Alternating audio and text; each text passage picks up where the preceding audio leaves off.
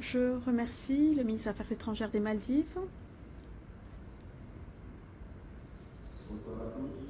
Et je donne à présent la parole au ministre des Affaires étrangères, ministre d'État et secrétaire général de la présidence de la Guinée, son Excellence Amara Camara.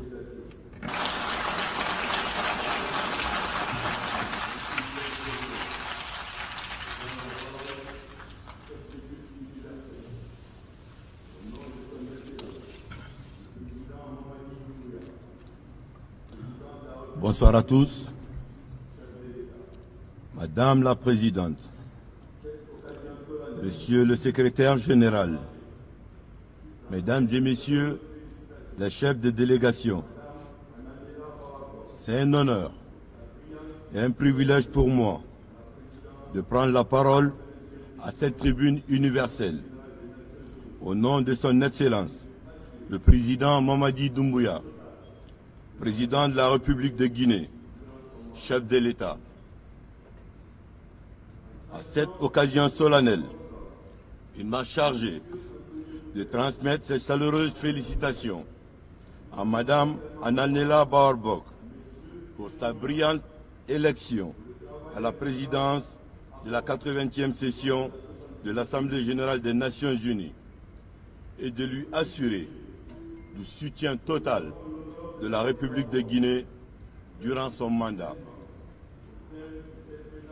En saluant les efforts constants de M. Antonio Guterres pour la paix mondiale, nous rendons également hommage à M. Philemon Yang pour le travail remarquable accompli lors de la 79e session. La République de Guinée, dont nous avons l'honneur de porter la voix, s'identifie pleinement au thème de cette présente session. Mieux ensemble, plus de 80 ans au service de la paix, du développement et des droits humains. Dans notre contexte national, ce thème prend une résonance particulière.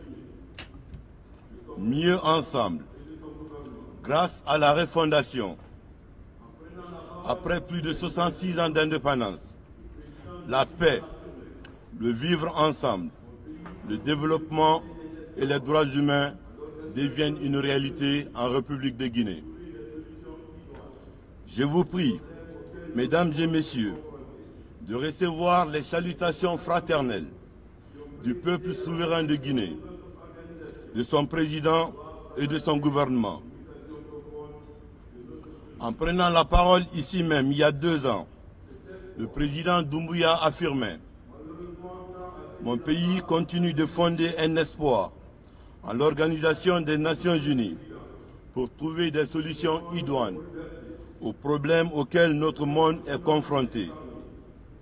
Mais les fondamentaux qui ont présidé à la création de notre organisation doivent s'adapter aux mutations profondes de notre société. Cet espoir, malheureusement, tend à céder la place à l'inquiétude, car il est désormais évident que le monde est bouleversé. Aucun continent n'est épargné. La paix devient un luxe. Les guerres et le conflit se banalisent. Les organisations internationales et régionales s'affaiblissent. Et les alliances dépendent trop souvent de la volonté des dirigeants du moment. À ce rythme, nous devons avoir le courage d'admettre que les plus belles années de notre organisation commune pourraient bien être derrière nous. Mesdames et Messieurs, il existe un lien indissoluble entre la paix, le développement et les droits humains. Nous rendons hommage aux hommes et aux femmes qui, partout dans le monde, se battent pour la paix. Mais force est de constater que la simple dénonciation des atrocités reste trop souvent l'ultime niveau d'action de la communauté internationale. Par ailleurs, la nature jadis agressée par l'homme nous inflige aujourd'hui les conséquences les plus dramatiques. La raréfaction des terres arabes, l'aggravation des sécheresses, la multiplication des inondations, la chaleur devenue de plus en plus insupportable. Ces réalités doivent nous interpeller et nous pousser à une profonde remise en question. Mesdames et messieurs, le bien-être du peuple et le vivre ensemble sont les véritables synonymes de la paix.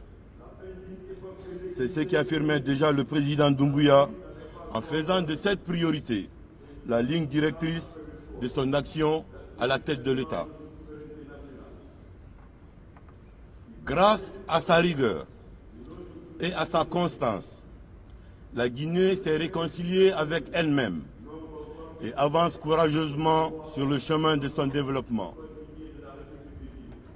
En affirmant la fin d'une époque déséquilibrée et injuste, où l'Afrique n'avait pas droit au chapitre, le président Doumbouya a fait le choix d'assumer pleinement notre souveraineté nationale. Il s'agissait tout d'abord de notre souveraineté minière, par le retrait de plusieurs permis non conformes aux textes et aux lois, notamment le Code minier de la République de Guinée. Aussi, notre souveraineté intellectuelle, à travers la transformation de notre système éducatif et la promotion de l'excellence. C'est ainsi qu'est née l'initiative Simandou Academy, qui offre aux meilleurs enfants du pays, en termes de rendement scolaire, l'opportunité d'étudier dans les meilleures écoles du monde et dans les meilleures conditions, afin de doter notre pays du capital humain nécessaire pour son développement. Mesdames et messieurs, nous savons mieux que quiconque le prix de la paix et le coût du sous-développement. C'est ce qui a justifié, dans un passé récent, la prise de responsabilité de nos forces de défense et de sécurité pour éviter à notre pays de sombrer. Aujourd'hui, dans une démarche méthodique, tournée vers l'avenir, le président Mamadi Doumbouya a initié le programme Simandou 2040, construit autour de 5 piliers stratégiques. Le premier pilier, c'est l'agriculture, l'industrie alimentaire et le commerce, qui est le moteur de notre croissance. Le second pilier, c'est l'éducation et la culture, qui sont les fondations de notre demain. Le troisième pilier, ce sont les infrastructures, les transports et les nouvelles technologies pour connecter davantage notre beau pays. Le quatrième, c'est l'économie, les finances et l'assurance, afin de garantir notre souveraineté financière. Enfin, le dernier, c'est la santé et le bien-être, qui constituent pour nous une priorité nationale.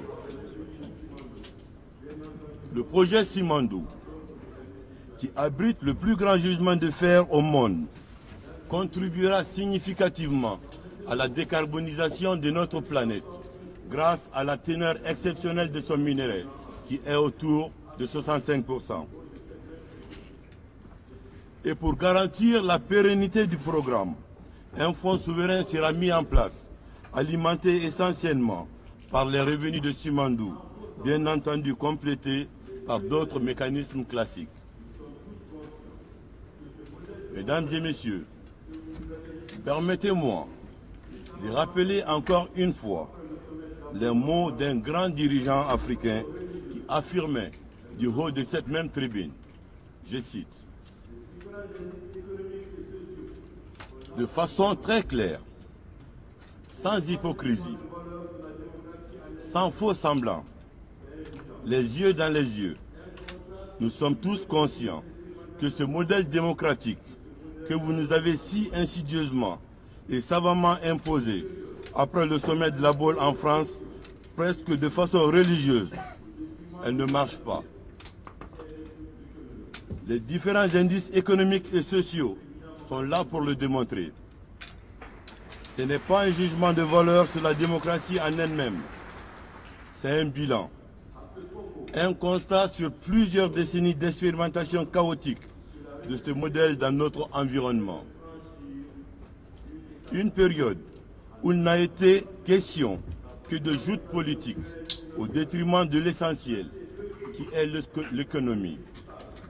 J'ai cité le président Mamadi Doumbouya.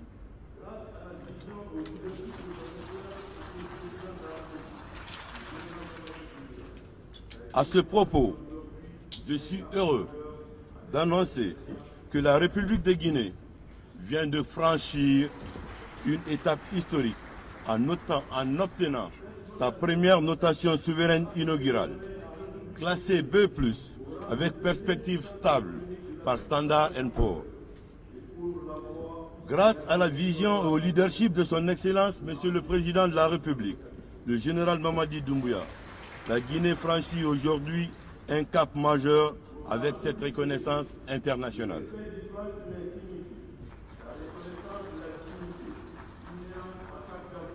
Cette notation place désormais la République de Guinée au rang de deuxième puissance économique de l'Afrique francophone de l'Ouest et ouvre la voie à un accès plus favorable et compétitif aux marchés internationaux de capitaux.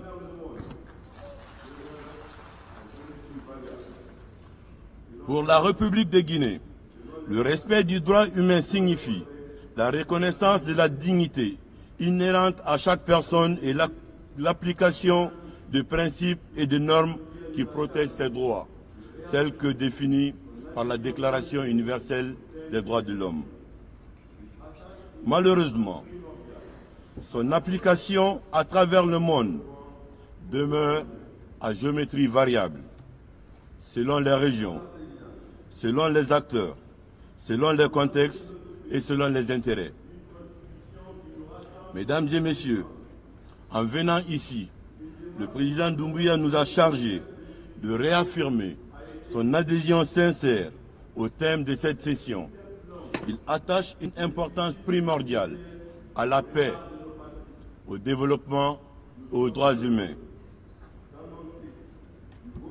Madame la Présidente, en voulant doter notre pays d'une constitution qui nous rassemble et qui nous ressemble, une démarche de concertation et de recherche d'inclusivité a été initiée. Elle fut certes longue, mais utile et nécessaire au regard de nos passifs. Nous sommes heureux d'annoncer du haut de cette tribune que le projet de constitution qui a été soumis au peuple de Guinée par référendum a été adopté à une très large majorité. C'est l'occasion pour moi, au nom du chef de l'État, de saluer la maturité du peuple de Guinée et saluer également son attachement à l'avenir de son pays. Depuis hier, 26 septembre 2025, à la suite de sa promulgation par le chef de l'État, la République de Guinée a désormais une constitution qui marque son retour à l'ordre constitutionnel tant attendu par nos populations et la communauté internationale. Je vous remercie pour votre aimable attention.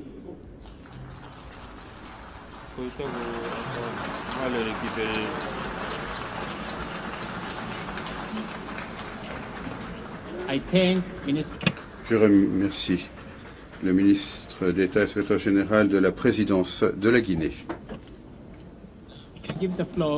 À présent, la parole est à son Excellence Maria Teresa Lazaro, secrétaire aux Affaires étrangères des Philippines.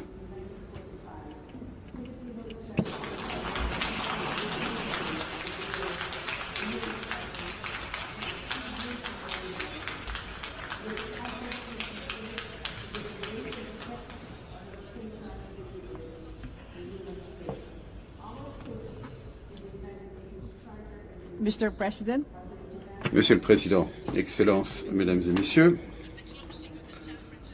à la fin de la conférence de San Francisco en 1945, le général philippin Carlos P. Romulo a déclaré que la Charte des Nations Unies était un succès pour toute l'humanité. Il a dit que c'était un accomplissement qui protégera en même temps qu'il libérera l'esprit humain. Notre foi dans la Charte des Nations Unies persiste alors que la communauté internationale commémore le 80e anniversaire des Nations Unies. Unis dans l'action, nous, les 193 États membres des Nations Unies,